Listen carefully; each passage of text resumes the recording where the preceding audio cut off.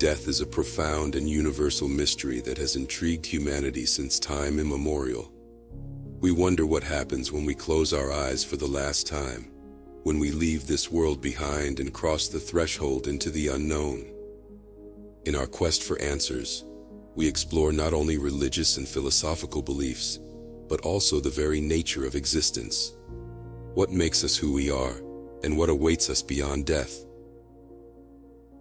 Contemplating the state before our birth, as akin to the state we may experience after death, we find ourselves integral to an infinite cycle of existence. We can see that birth and death are just concepts that we use to describe the beginning and end of a physical form. In reality, our true nature is not bound by birth and death, but rather a continuous cycle of manifestation and cessation. We are not limited to the period called life, but instead, we are part of a larger cosmic order that extends beyond our physical form. Our present life is merely a chapter in the extensive narrative of our soul. What is fire before it is lit? Fire, once ignited, relies on elements, fuel, and oxygen to stay lit. Once the source of that fuel is exhausted, the fire ceases to exist. This fire, of course, can be reignited, and as long as the conditions are right, the fire will exist in the same form as the previous flame. When a candle is extinguished, we can always relight it. There is no need to make any distinction between the previous flame and the current one. We have an inherent understanding that fire is simply fire. Today's flame is not John, and tomorrow's flame is not Mary. They are the same element. This human experience often makes us feel like unique and irreplaceable individuals. We strongly identify with our bodies and personalities and tend to see each life as a separate entity. But what if we look beyond the surface? What if we consider that we are all threads of the same rope, and that what created us lives within us? The way we view lives as separate may be illusory. The powers of creation are found in the things that are created. Without black, there could be no white. Without death, there could be no life. And without a you, there would be no me. Without a cause for comparison, there is no cause for distinction. And without any distinction, there would be nothing to perceive. All polarities are part of the same, positive and negative, two sides of the same coin. Is the you that existed years ago the same as the one that exists now? Imagine looking at your own body from the perspective of one of your cells. Could you consider that cell as an independent entity, separate from your own identity? Or is it actually an intrinsic part of you, integrated into the whole of your body? In this constant flow of life, your cells die, and at the same time, new cells emerge to take their place. However, your existence persists, and your consciousness remains unbroken. On the other hand, would it be reasonable to consider that your individual consciousness is perhaps only a fraction of consciousness? A fractal of the source from which everything comes, a broader expression that transcends your being. In a sense, just as the cells of your body, human beings in this world go through a constant cycle of birth and death, part of a continuous flow of existence.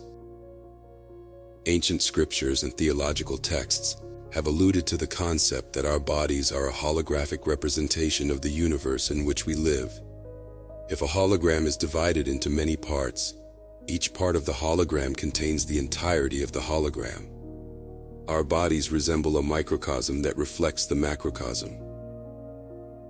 Many ancient texts have hinted at this concept, suggesting that our bodies are temples where the spirit resides. The spirit, or the divine spark, uses our physical bodies to experience and traverse the physical plane. The Bible says we were created in the image and likeness of God.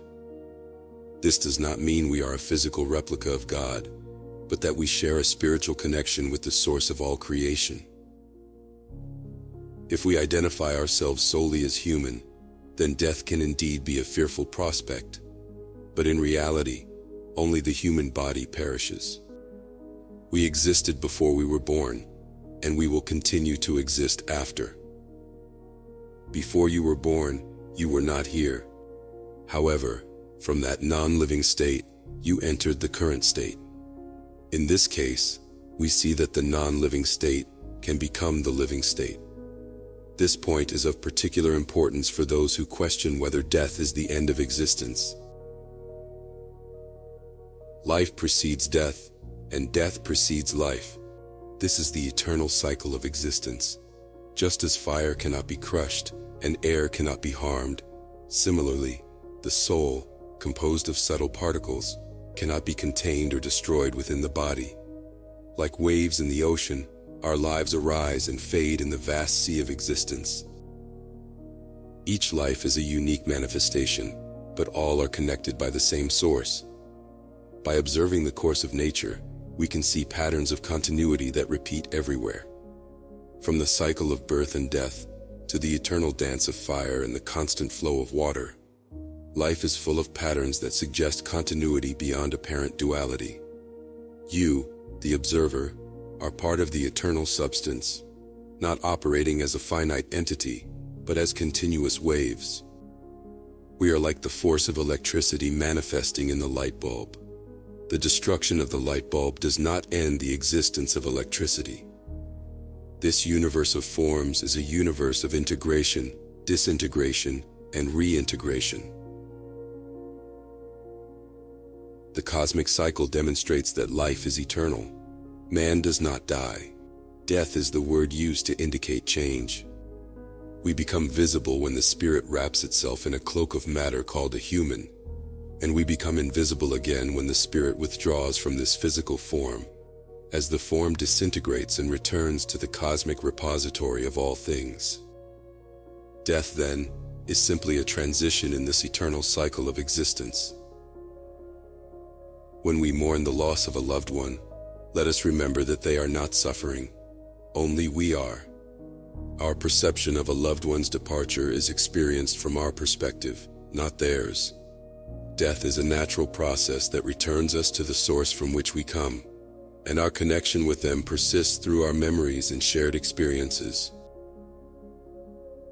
How can we better perceive this concept of our immortal soul? Consider a dream. It's a story within your own story, just as your current life is a smaller story within a larger one.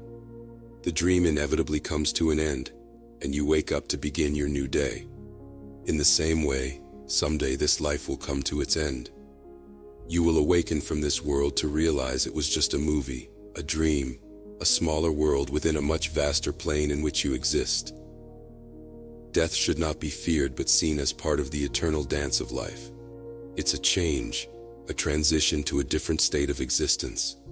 Just as fire doesn't die when a candle is extinguished, our essence transcends life and death. We are ultimately eternal beings, part of the same source from which all life springs. Every life lived is a brick in the cosmic creation of our being. Death is simply the transition from one brick to the next. Let us celebrate the life we share with those who have departed, and remember that they lived through us. Death is not the end, but a continuation in the infinite cycle of existence. As eternal beings, we are the observer of the Creator, an indivisible part of the vast and eternal consciousness of life. As we progress in our lives, let us face death with courage and gratitude for the time we shared with those who have departed. Mourning the departure of a loved one is natural, but remember that their presence endures within you and is eternal. So let them go freely, liberate them in the truest sense, forgive everything, and find peace thinking of them. No grudges, no resentment that could create a burden. Oftentimes, excessive grief can hinder their departure from this existence, preventing them from moving on freely and completely. Death is a reminder that we are more than our physical bodies, more than our individual identities. By embracing our mortality as humans, we can tap into a deeper sense of gratitude and appreciation for the gift of life, and live with greater clarity and wonder. Embracing death is embracing life in its fullness, and recognizing that we are one with all that exists. Death is a natural part of life, and everything that lives will eventually pass away. Our human experience is just one of countless experiences we will have. We are infinite beings, and what we truly are cannot die. Fear arises from the ego, which doesn't want to let go, stay in control, or face its own demise. But in reality, we are the consciousness and awareness behind all of our experiences. To overcome the fear of death, we must realize who we truly are, understand the nature of life, and accept that death is a natural part of the journey. As we cannot escape death, it's essential to make peace with it. Embrace the beauty of life, go outside, connect with nature, and recognize the magic of this spiritual journey. At times, treat each day as if it were your first day in a human body. Reconnect with your sense of wonder, and remember that you are the observer of the experience. Our body is a vehicle we will eventually leave. If you are going through a loss, it's important to allow yourself to feel all your emotions. However, at this moment, it can help to consider life from a broader perspective and view death as an inevitable change. Change is a constant in life that we must accept from the moment we are born. Make the most of the time you have here. Enjoy the experiences you have learned and shared with those who have departed, and remember them with joy. Their task is complete in this world, but yours is not yet. So smile and bid them farewell until you meet again.